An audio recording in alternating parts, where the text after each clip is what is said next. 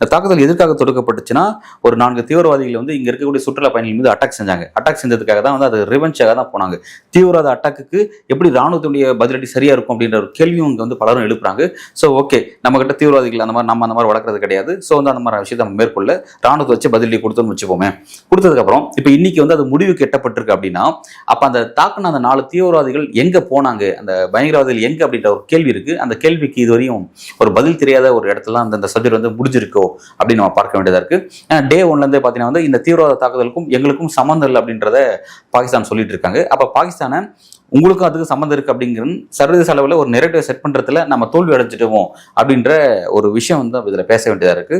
ரெண்டாவது பாத்தீங்கன்னா, இந்த விஷயத்தை பொறுத்த வரைக்கும் இந்தியா மிகப்பெரிய வெற்றி பெற்றுச்சு. நம்ம வந்து பாகிஸ்தானோட இதயங்களை போய் நம்ம அட்டாக் பண்ணிட்டோம், அவங்கள வந்து நிர்புலமாக்கிட்டோம், அவங்கள வந்து அடி பண்ணி செஞ்சுட்டோம் ரொம்ப பெருமையாக பேசுறாங்க.